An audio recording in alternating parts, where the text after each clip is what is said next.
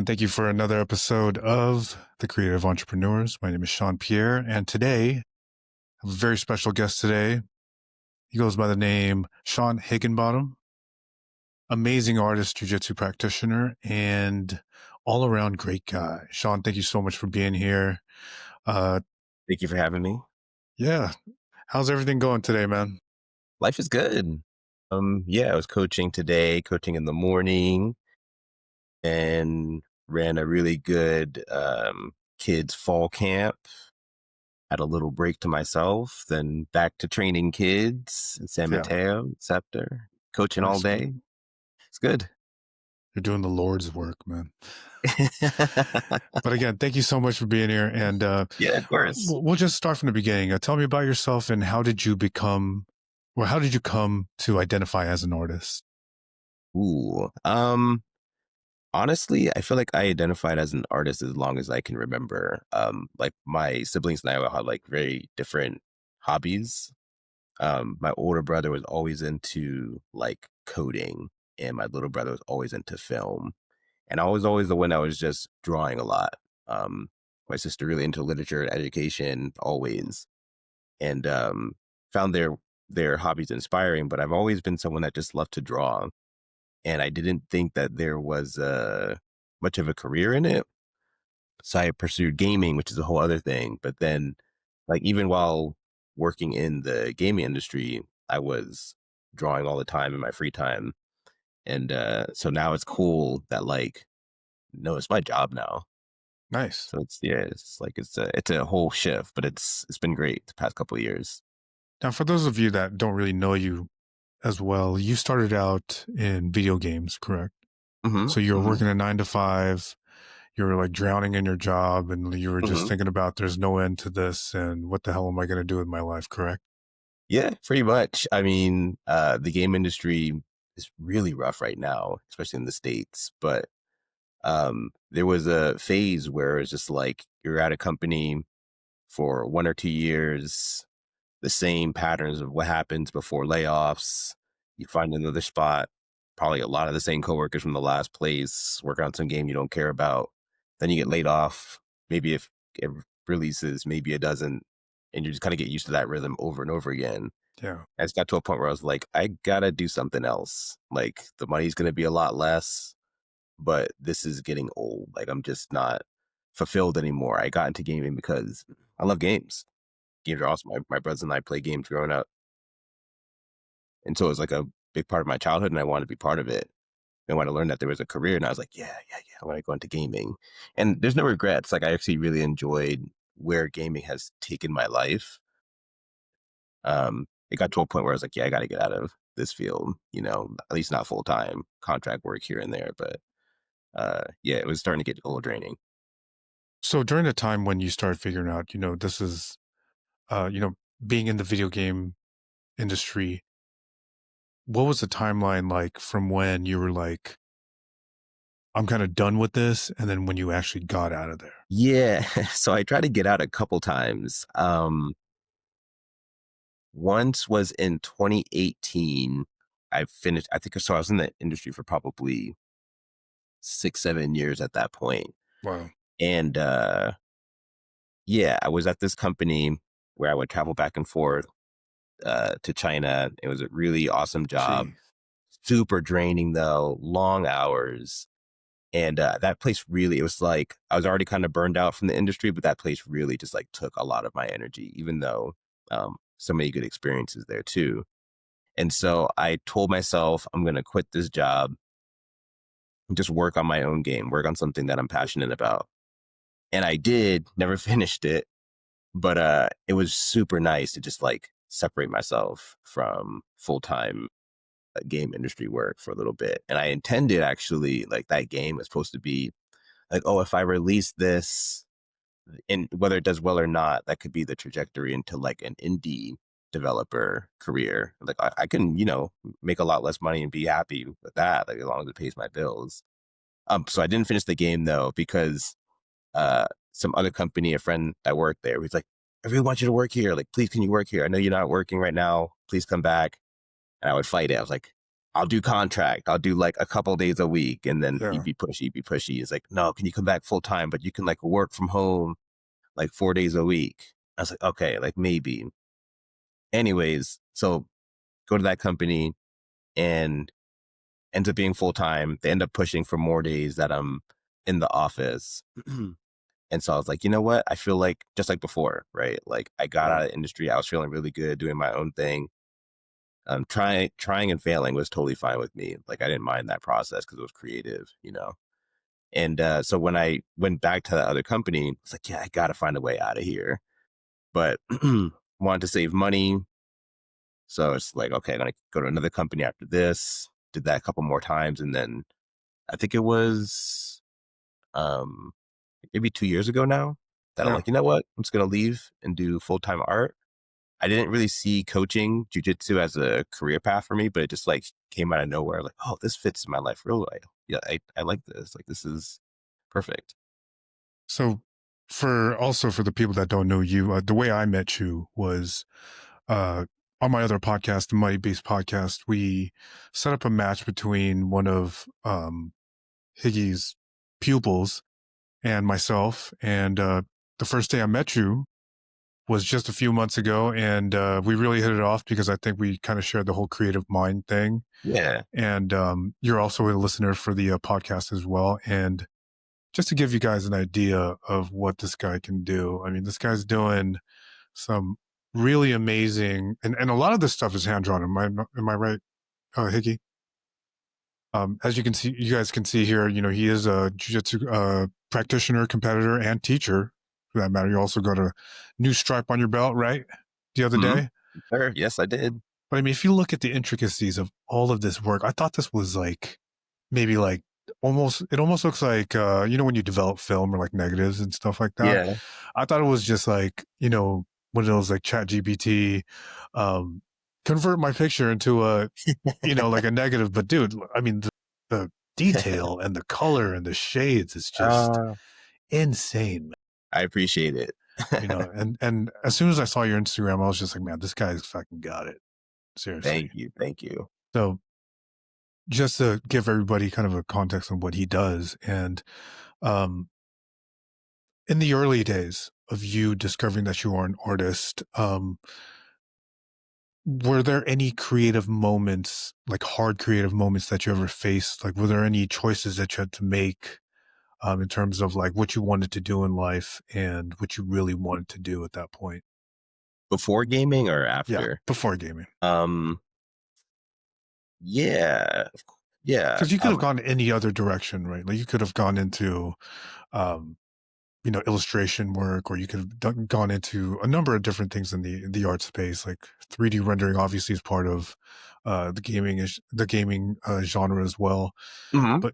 But yeah, I was just curious. I'm sure, you know, as artists and as a creator, you kind of almost fight, like for I find myself fighting with my own like self sometimes, because like sometimes I have imposter syndrome, and like that's something that I battle with, like, you know, on the regular sometimes when, you know, I'm not a, you know, highly published photographer at this point. I haven't made any like short films or anything like that. So sometimes when I get commissioned to do stuff, you know, I fight with myself to even accept the gig. Now, was that something you had to do like early on in your career as well?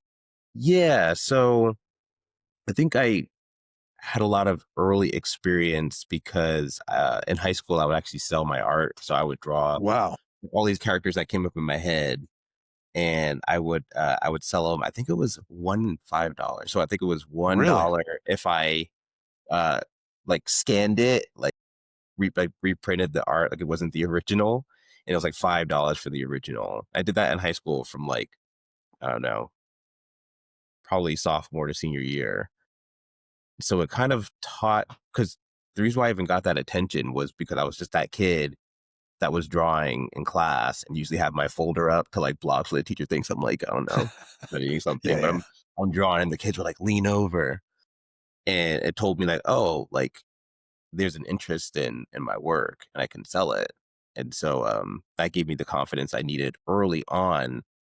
And for whatever reason, I forgot that lesson before heading into college. And that's where, like, I'm glad I went into gaming, but I think if like going back, if I had the confidence that I do now, I probably would have stuck to traditional art.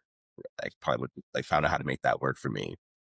Um, so yeah, I did have some clashes with myself though, where I thought like, yeah, I can make money. I learned that, but can you make enough money to live a life? Because in high school, I'm just, I'm still living with my parents. And then after that, I was in dorms and stuff like that in college. And so I didn't actually know how to pay bills, like, you know, your phone bill and all that. Like they were covering a lot of that for me. So yeah, I was Nice. making money, but it wasn't enough money to pay bills. And so that's where I had the other clash where I was like, can I make enough to pay my bills, to live my life that my wife isn't carrying most of the load, right? So um it took some time where I let there be an overlap. And that's actually why I accepted a couple of more jobs in the game industry. I needed that confidence boost Yeah. and I wasn't ready to go all in. So I was still working, but then I was, adding more content to my Instagram, just drawing more, putting more work out there. And then when I started to get more attention, I was like, oh yeah, I can do this. So I can like fizzle out of gaming full time. So Nice. yeah. What type of support system did you have in those really tough situations when you're leaving that job? I mean, I'm sure it's kind of weird to tell your parents or tell your significant other, I don't want to do this anymore. I feel like my wife is super, yeah, just super supportive in that she never made me feel like I had to make sure that it, like from a financial standpoint, that I had to make sure that we were covered. She Yeah. didn't put that on me immediately. It was just more like, yeah, you don't seem happy doing it. So let's try something new. And we always had that back and forth too. Like even for her, whatever she wanted to get into, I always supported it in terms of Yeah. like I could already tell she thought it through. I know she can be successful in it. Why not take the risk, right? We need to take risks. And so we would always push each other to just like go on whatever side venture that we were on or wanting to get into. And so for me, she gave me that same energy. It was just like, yeah, like let's see how it goes. We put enough aside and we don't have to worry about if it goes wrong, then we're in trouble. We have some padding. So yeah, let's see where it goes. And yeah, it was nice to just like put myself out there as like I'm an artist because I remember something that kind of bothered me in the moment, not anymore, but it was like 6, 7 years ago. I was drawing, or I wasn't drawing as much. I was like really into my gaming work. And I went to, someone invited me to an exhibit and they were like, I just introduced myself to some artist, great work. And he was like, oh, are you an artist too? And I was like, no. It was like the first thing I came out of my mouth. And I was like, yeah. And to my mind, I was like, no, You because I'm are. not drawing anymore. But yeah, I Yeah. am. But I wasn't Yeah. drawing. I wasn't doing anything artistic, and I was in gaming work that didn't feel creative. So I guess just for like that 4 or 5 year span, I didn't feel like an artist. And so for the first time in my life, when someone asked me if I'm an artist too, I was like, no, I'm not. And so it's nice to like get that part of me back and have it be something that is what drives most of my life now. What's crazy is I remember when photography was still kind of like a hobby for me. Like I was all about it. I was 100% in. I did whatever I could to to get my feet off the ground and start making money. But I found that once it started becoming like a job. Like I started falling out of love with it because of I was doing the same mundane thing every single day, right? And then it wasn't until I started doing other things and picking up other genres of photography is where I kind of fell back in love with it. So, I mean, for me, I've been doing this for a while and I got kind of sick of it. But then as soon as I started shooting, like my training partners or like even just my kids and stuff like that, like it just felt so much better. So I can see Yeah. what you're talking about. Like it's like when money's involved, sometimes it just kind of dilutes the feeling sometimes. Yeah, for sure. I feel like when you put your work out there and it's mostly from your thought process, kind of gives, at least I speak for myself, it gives me energy. Yeah, But when 100%. it's about what other people wanted you to create or whatever photo to take, then that's where it really becomes like a little bit more like work and it Yeah, becomes a little bit more draining. So for I'm sure. glad that I balance my my creative work with my commission work pretty well. And also, sometimes people ask me to, like, draw really bomb photos, and I Yeah, love it. yeah, That's cool too. Like, it's not something I would have thought of, but I'm introduced to a person, whatever emotion that they're displaying in this photo, however this family member or friend cares about them, and there's like an energy in that in itself. And also, like, again, this is a new person, new face, new facial expression, and I also get energized by that. So also my commission work a lot of the time is something that I really enjoy doing. What makes it feel like work for me is when uh someone asks you to draw some celebrity, and it's like I can feel the detachment between you and that person, like, yeah, you yeah, don't know each other, so there's not that excitement, but yeah, like, yeah. fine, I'll do it.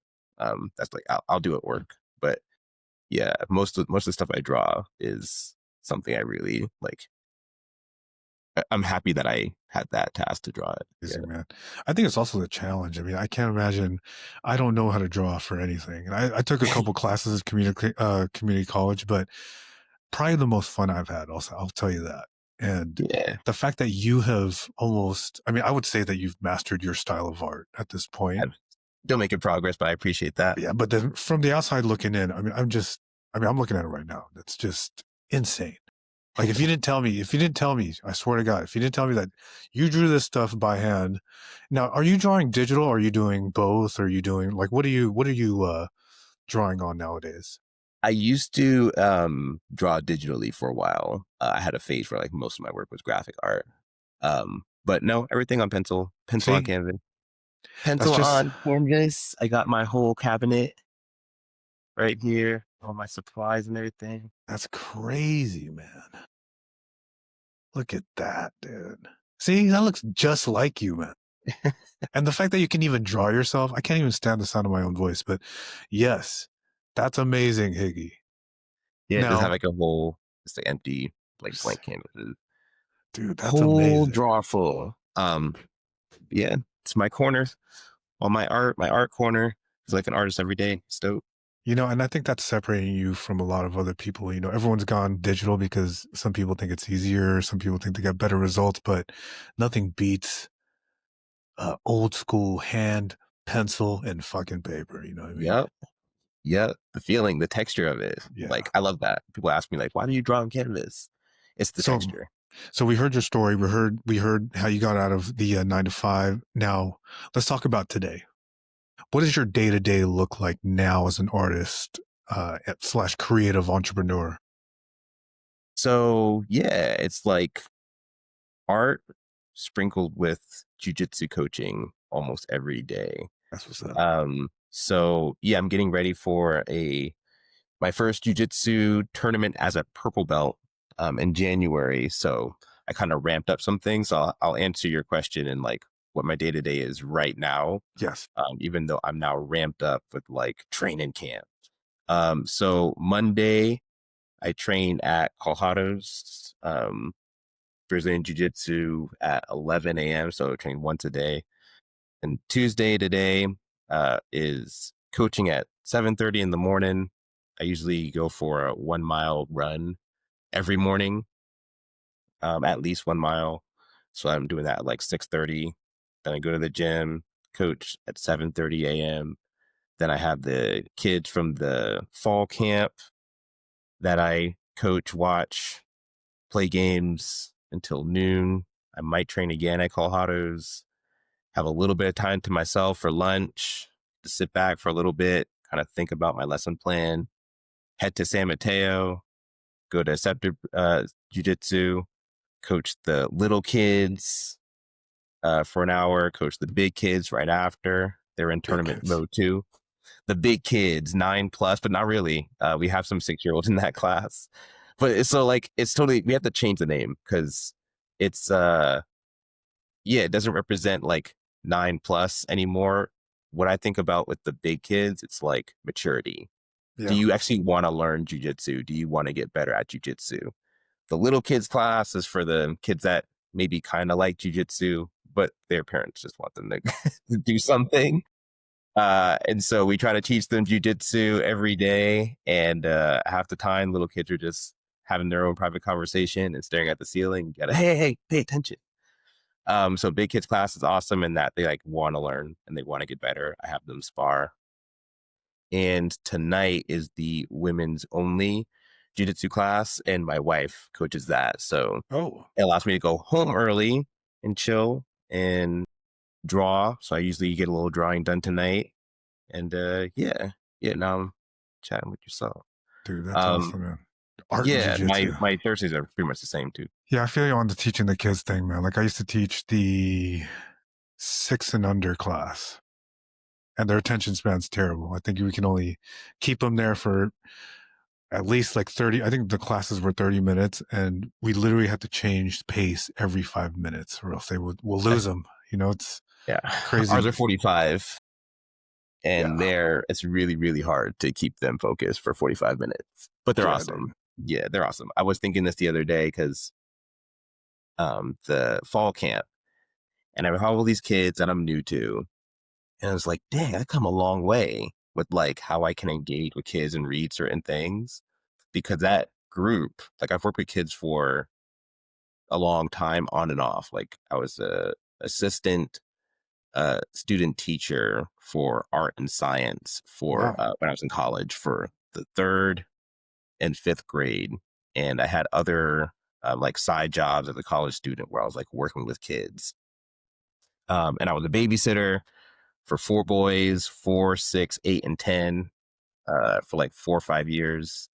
it's a And they were big. awesome. It's like a lot of experience with kids, but like the big groups of kids that don't know you are intimidating because they like there's so much respect that comes from kids when you one know their names, Yeah, and two when they know that you have like access to their parents. Like if they do something wrong, you can be like, hey, I'm gonna tell your mom, right?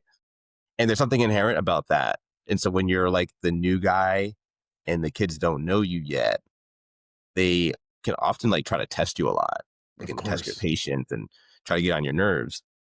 And so I did some like substitute stuff in jujitsu a handful of years back. We wanted to be a coach as a white belt and just like, wanting to feel what that's like. So every time a coach couldn't make it, they asked me like, oh yeah, I'll take the opportunity to coach these kids or adults or whatever, try to get better at this.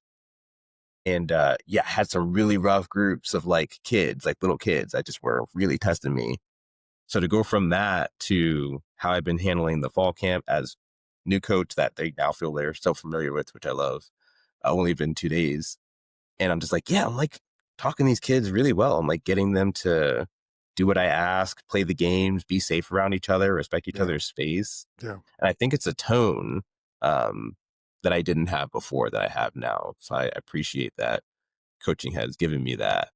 But yeah, it's been a really good learning experience for me. And also, like I mentioned before, like you asked me how my day was and how kind of my week plays out. Yeah. Having that rhythm of like art and jujitsu is, I think, like perfect for me right now in my life because it's the workout I need. It's the focus I want on jujitsu right now, where I'm still sparring, but I'm sparring less, but I'm thinking about jujitsu more, and I'm breaking it down more so I can teach it to other people. Lesson planning, so it kind of keeps me in the realm of jujitsu a lot. And right when jujitsu becomes too much, and I'm like, I'm thinking about this too much, I'm in a gi too much. It's like shut all that down. I'm focused, like hyper focused on a face that I'm drawing, and like everything else, I like leave it to the side. I'm just in that world for a little bit, and then when I'm done, it's like, okay, time to start planning for my next class in jujitsu. But it's like a really good rhythm right now. We'll see how long it lasts, but it's been good to just do this. Like this is my job. Yeah, I was going to ask how being a jujitsu coach slash practitioner, Mhm. uh, along with being an artist, I wanted to know how it kind of worked hand in hand. And I like what you said. I mean, I love the fact that you're able to be around these kids and you're able to kind of spread, I always say spread the word or like spread the gospel of jujitsu and whatnot. But I agree, man. Like, I mean, I was one of those parents also that wanted my kids to do jujitsu, and most of the time they don't want to do jujitsu, but Yeah. it's a different thing. Like kids obviously need to know it, but I think there's also a time and an age for it when they really want to get into it. And I agree with you. Yeah. The older kids definitely absorb it much better. Now, I want to go back to your art. your artwork. And at this point, how do you earn money from your art, like, and your creative work? And So it's what pretty works and much what doesn't? 100% of my clients are from Instagram. So the Nice, more I post, the more new clients. Why I'm gonna have a post out soon. But the more I post, the more followers almost immediately from that post, and then there's like a word that spreads. So I usually get a nice, couple of commissions off of just posting itself, interesting. and most of them are poster size. So that That's huge. the pricing of it, yeah, the pricing of just a couple of those, like that's my bills. So I'm pretty grateful that I'm getting that consistent work. It goes in waves throughout the year. This is a good time of year for Christmas. Yeah, There's going to be a lull after February where they're like Valentine's gifts. And then we're into like wedding season for a long time. Birthdays are like a constant uh, stream of revenue for me. dude, So like that's awesome. that's been pretty cool too. Cause like that and anniversaries, things like that. Those are things that like really keep me afloat, and I love that they're usually like beautiful things, right? Like I'm usually Yeah, drawing people really happy, wanting to celebrate another person, people getting married, like yeah, that's what pays my bills. dude, So that's awesome. yeah, that's pretty cool. And also the coaching thing, I didn't expect to make much money through jiu-jitsu coaching. It wasn't my focus, but um, being the assistant coach at Scepter like allowed me to have an opportunity where like I'm a bit more involved with the program. So Nice. that's helped me a lot too. Yeah, I saw your story earlier today, and I did see that amazing note that one student gave to you. Yeah, That Lily. I love that, dude. That's just Yeah, she's even the way awesome. that she misspelled jujitsu and misspelled a Yeah, bunch of the other words. That's the best right and there, dude. coach. Yeah. That's amazing. Now, another question I have is, what impact do you hope your work has on people, and what do you want them to think when they walk away? I want to know what their feelings like. I want to know what it's like when you actually show these people that finished product. Yeah. So I wonder that too, which is why I always love like reactions, like reaction to seeing reactions to my work. And I've gotten some really good ones. So if you ever like have an artist do something for you, record whoever the gifts for reaction. I promise you they'll appreciate it. That's awesome, Uh, man. Yeah, but yeah, yeah, so that is something that I try to keep in my back pocket. Like I just want to be able to create things like that for others and make sure that they understand that that person is honored. Like yeah, that, I think that's what for I really sure. want people to feel, and I think that's what people feel when they're drawn. Because even when I'm not sure you saw, but on one of my stories, maybe a month ago, another student drew me, Yes, I and saw that. I remember just thinking like that's an honor that someone spent the time to try to depict me. And I think so. To answer your question, I want people to feel honored, like someone took the time Yeah, to do their best to interpret you in a visual way and just represent you. Like that's what the handcrafted part is. It's like someone used their body and time to try to manifest you in some way, some positive light they tried, right? yeah, That's why I'll never be like offended at like a let's say someone tried to draw you and it wasn't really good, or in your eyes it wasn't very good. It was like, pretty flawed drawing. It's the fact that it was someone's goal draw to you. show you in a Yeah, positive way. I think that there's something beautiful about that. And I want people to feel that when they I agree. take my work. What's one creative belief you hold now that you didn't hold 5 or 10 years ago? In terms of art or in Yeah. general? I mean, I'll say general because in a way you're kind of caught in between two arts. Like Hmm. you're an artist and you're also a jujitsu practitioner, which I call art as well because I agree. uh, yeah, Rephrase the question for me. yeah, yeah. I mean, what's one creative belief you hold now that you didn't hold 5 to 10 years ago? So more like, is there something you do now that you weren't doing in the past in your I creative guess belief? So that's a really good question. I feel like my answer for that is more related to confidence because I probably wouldn't have thought that this was sustainable 5, 10 years ago. Interesting. Yeah. So my belief now is you can find avenues to make it, right? You have to be like really proactive about it. But Yeah. I think, yeah, you're really driven towards something and really put yourself out there. I think you can make things work. And I don't think I would have thought that 5, 10 years ago. I thought play it safe, good paying job, just hold on to it. Kind of Yeah. golden glove mentality. Yeah, I would say that. That's crazy because if you think about an artist, I mean, obviously we talked about the different types of art that there is out there, and you chose to draw intricate things. When you said poster size, is this like a 24 by, like, what's that standard poster Like size? 18. Yeah. Yeah, yeah. Yeah. That's got to, I mean, one of those commissions, I don't even know how long that takes, but like, what is something uh normal that you commission, and how long does that usually take you? Gotten fast. I used to be so now for something maybe my most popular size is probably a 12 by 12. I would say a 12 by 12 takes me about 6 hours. Wow. Yeah, probably 6 hours, 6, 7 hours, depending how close. The more zoomed in we are to the face, the easier it is for me to depict all the details. So the closer we are, I'm usually like 5, 6 hours. And if it's far away and I'm drawing like most of the body and maybe there's some background, I would say it takes me probably like 8, 9 hours. So if someone wanted to inquire with you, what are the steps that you would take to from start to finish? Like what's Yeah. your So workflow, and yeah, I would what's ask, oh, yeah. you heard like how I'm talking with them or how I'm going about my process of actually creating the work. I think from start to finish. I mean, if someone sees this podcast and they're like, dude, I got to Mhm. get a hold of Higgy. What am I getting myself into? If you were to give kind Yeah. of like an elevator speech about what the process is like. Yeah. So I'll ask, who is it that you want to depict? Who do you want me to draw a portrait of? Oh, it's a portrait of I want a portrait of my dad, right? Dad when he was younger 20 years ago. I was like, okay, do you have a photo? And if you have a photo, is there anything you'd want me to change about that photo? For example, I've often changed people's clothes in terms of like maybe they were wearing a white t-shirt, but someone wanted them to wear a blue one, or even just like change their suit. So I was like, is there anything about the photo or photos that you want me to change? I can mix and match.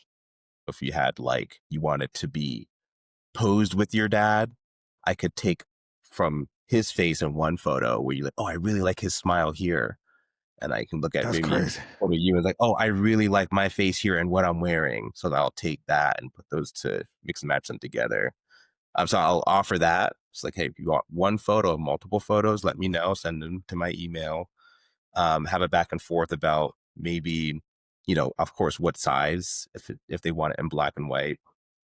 And my black and white are cheaper than the color because color work takes so much Oh time. yeah, I'm sure. Um, but I'll like never encourage people. Like I don't sell myself up. Like I always think like I think this one would actually look better in black and white because most people will like ask me what I think is best for the photo that we're going to draw.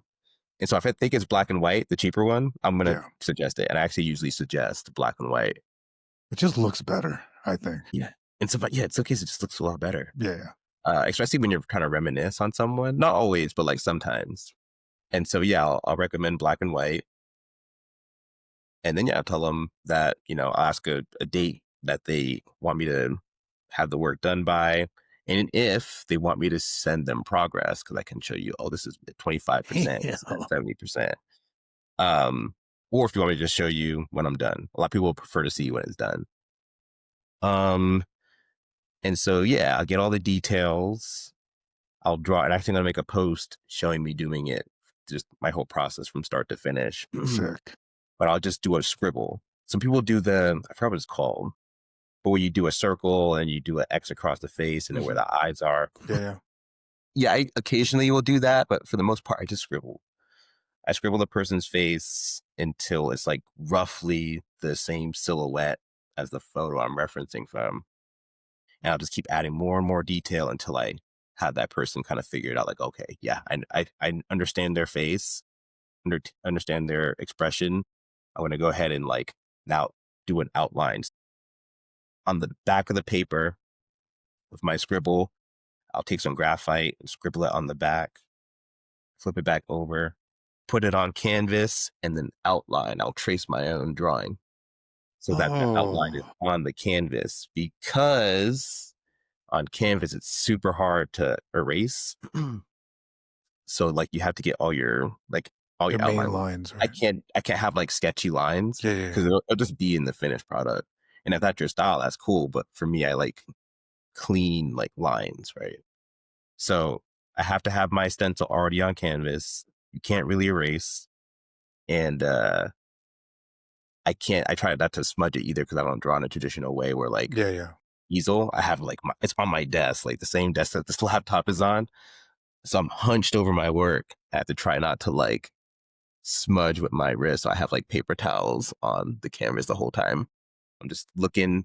So it doesn't smear and shit like that. Yeah, yeah. So I'm just Yeah. looking at my work, and then this.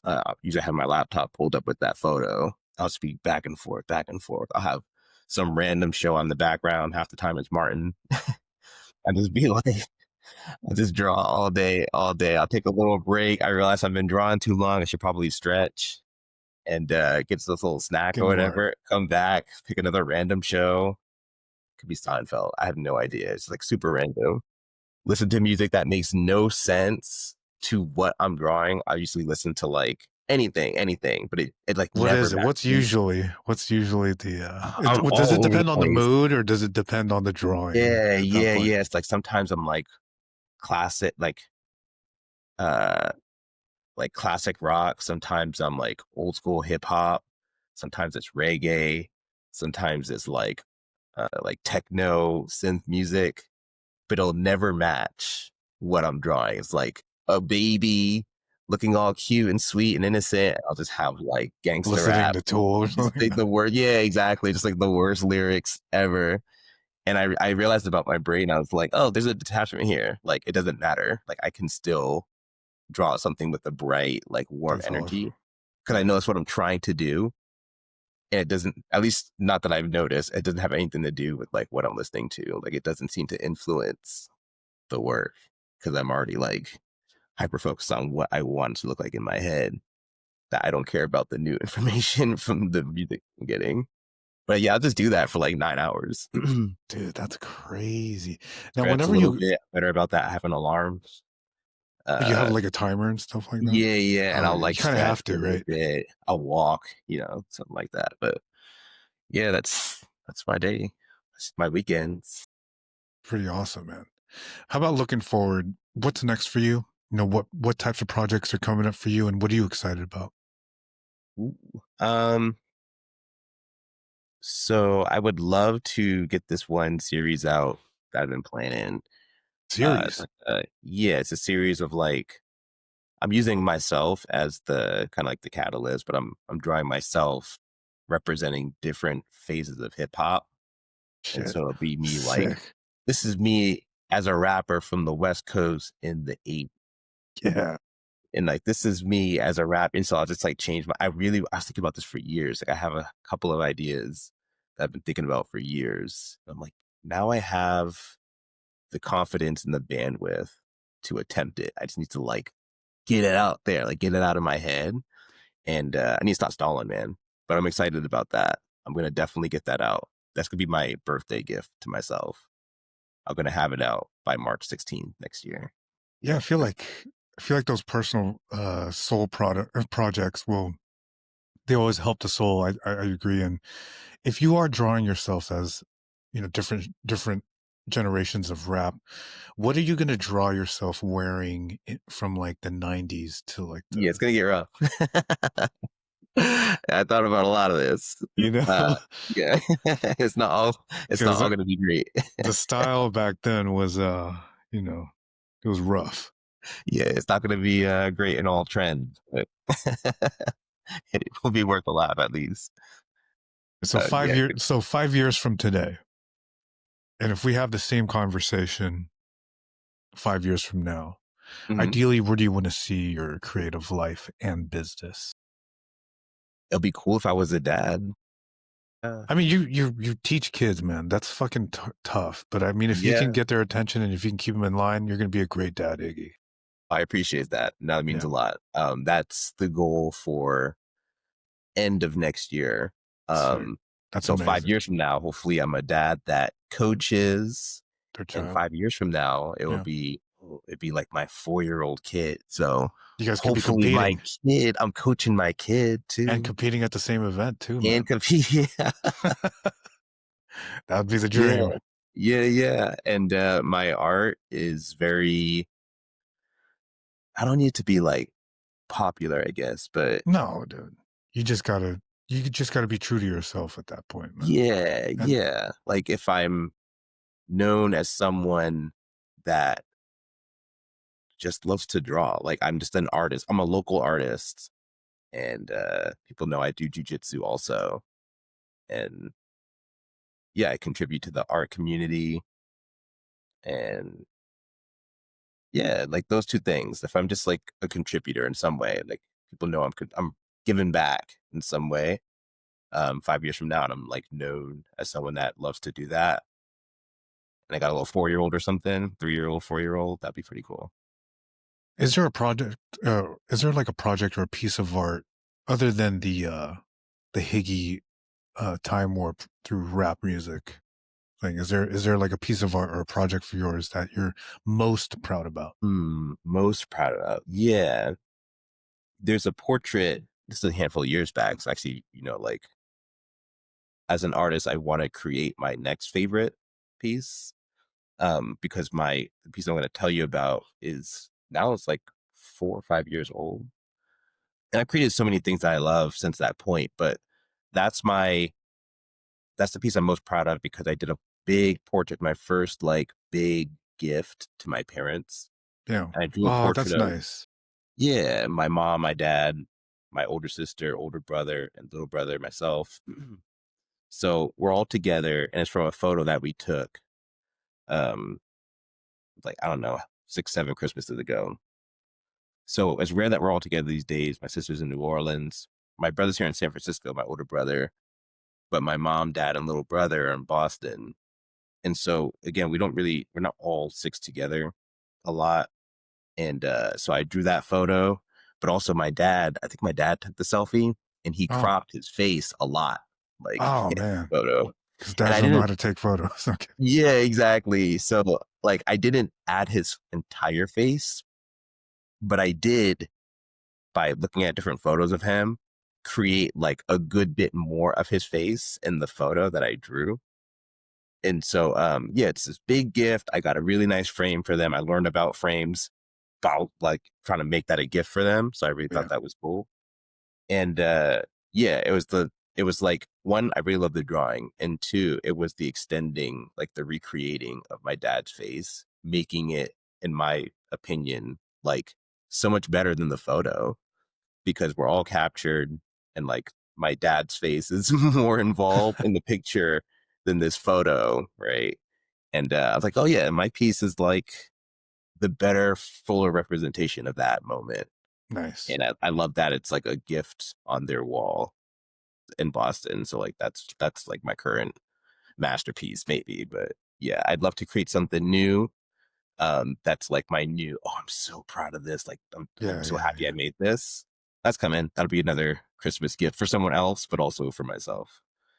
Dude, Yeah. that's crazy, man. That's crazy how you have something hanging on your family's wall. And I feel like that's almost like, back in the old days, they had the crest, or they had the honorable name, or like the scroll Yeah. or some shit like that. But you guys have a hand drawn photo that's better than than the actual photograph I that hope was so. taken. I feel so. Yeah. Dude, I mean, that's priceless, man.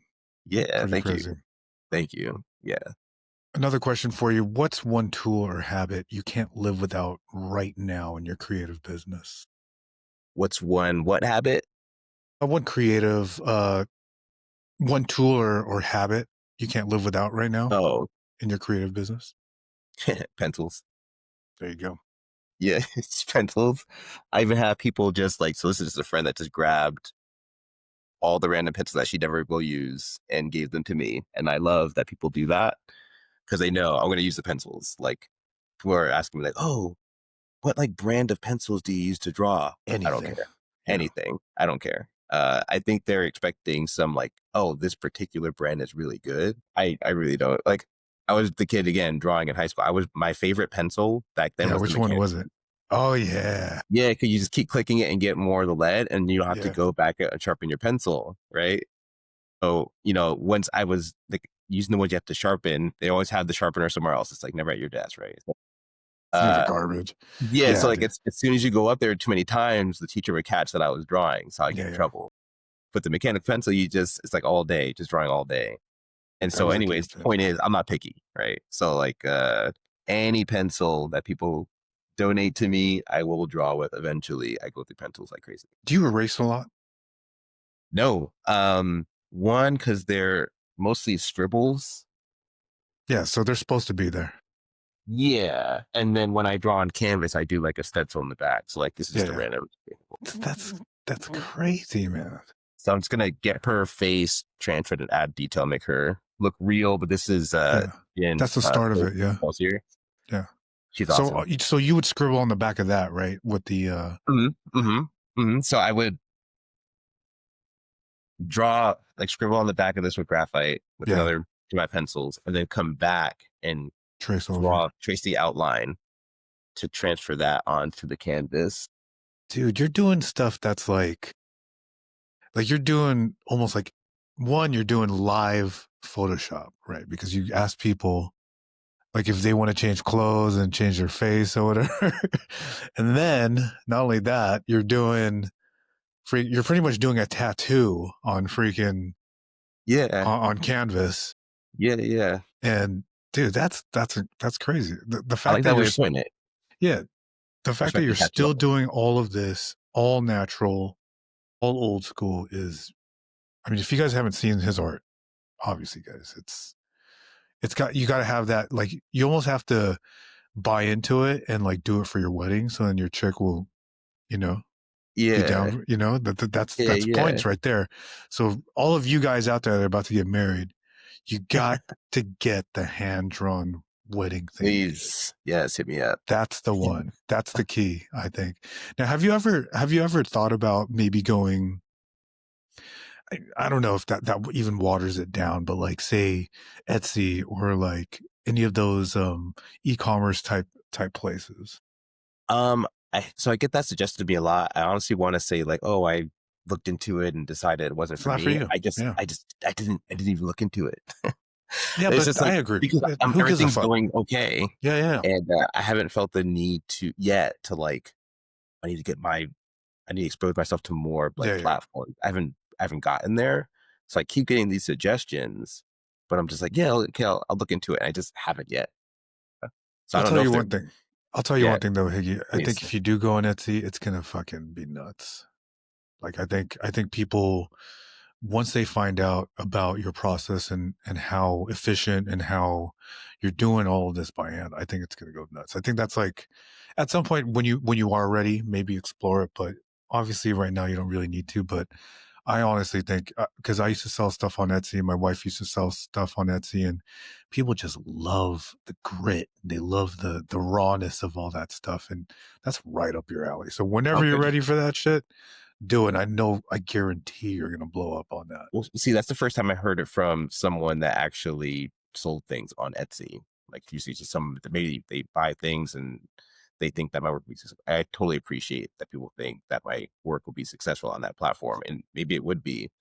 But again, this first time actually hearing it from an artist that put their work on the platform, so I appreciate that. Yeah, man. And it's definitely something I want to like feel out and see for myself. It's Yeah. just like, dang, I just Whenever am you're doing ready, that. man. Whenever you're ready. Yeah, Now, yeah, I appreciate it. I have a personal question for you. Mhm. So I Please. remember in art class when we would draw with graphite. Do you still spray the canvas with freaking Aquanet hairspray or something like that, or some sort of like Yeah, sealer? yeah. Like, don't tell me you have like Diddy cans of like of like hairspray. Oh, there it is. The Yeah, yeah. Krylon. Yeah. What is that stuff? Is it just like clear coat or what is it? Or does it? So this one is a gloss, Uh-huh. but it's so nice because uh I do want to show this at some point in a post, but like when you draw with graphite with different uh values, they show up differently to light. So some have like this glare to them. And so if you just drew something, granted you also can mess it up by someone smudging it, that'd be Yeah. terrible. With that aside, just like visually, if you took a drawing that you didn't seal and put it on the wall, as you're walking by it, some parts of it would be glistening so much that you couldn't even make out what it was. So you Oh, usually have to look at it straight. So when you spray it with the sealant, it unifies everything. It adds this like flat doesn't sound good, but it adds a flat, like a uniformity between the different values. And it just looks yeah, yeah. so much better to me because, again, like you get rid of that shine that's on like a 6B pencil or something like that. So Yeah, I didn't even think about it that way because if you do think of like whenever I'm helping my kids with my homework and there's like some bright lights on there, I feel you on that. Like you kind of get this weird, your eyes especially, it gives off this weird glare and complexion. yeah. So that's what I really use it for. But then, of course, sending people's work, you need to make sure it doesn't smudge. That's the one of the best products I've seen. Like I don't usually recommend stuff. So you Like, said oh, it you was a gotta get this gloss. brand. Hmm?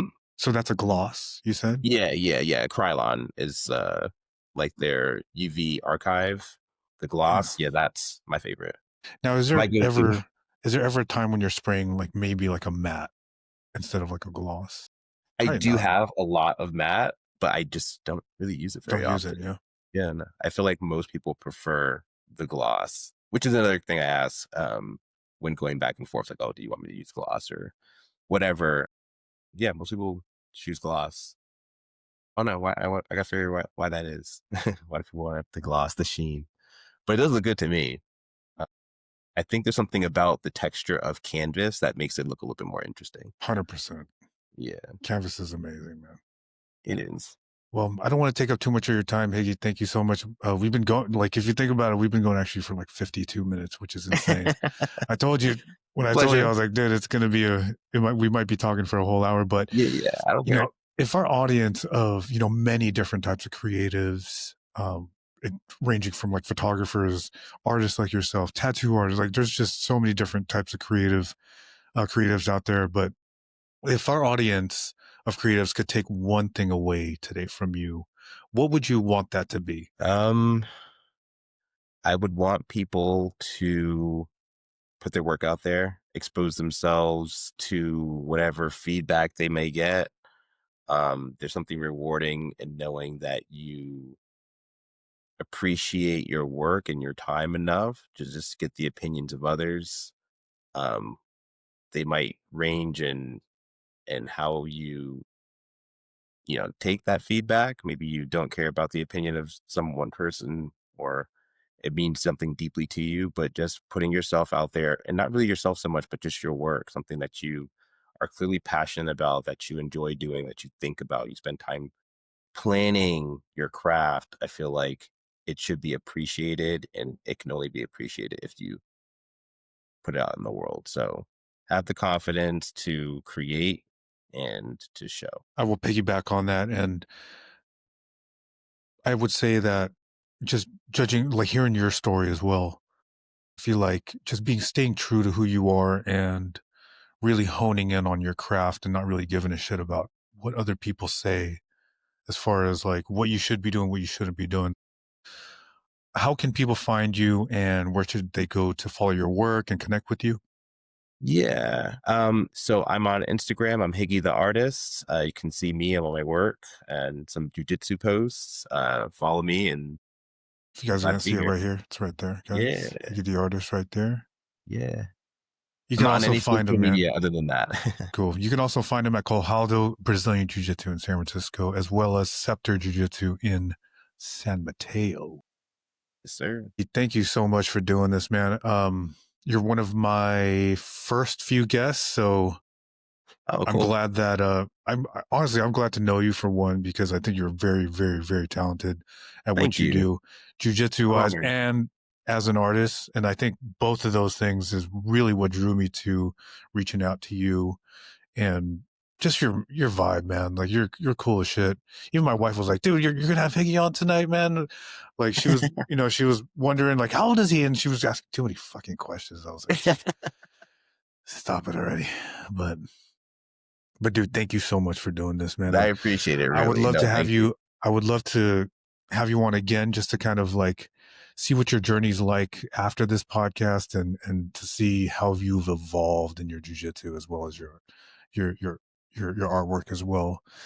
So yeah, man. So thank you guys for tuning in to the Creative Entrepreneurs podcast. It's a show for creators who never quit. For one, if today's conversation inspired you, please follow, please leave a review, please share the episode and share the episode with any other creative person you know. My name is Sean Pierre. This is Sean Higginbottom. Keep creating, keep growing, and I'll see you on the next episode. Hey, you stay on.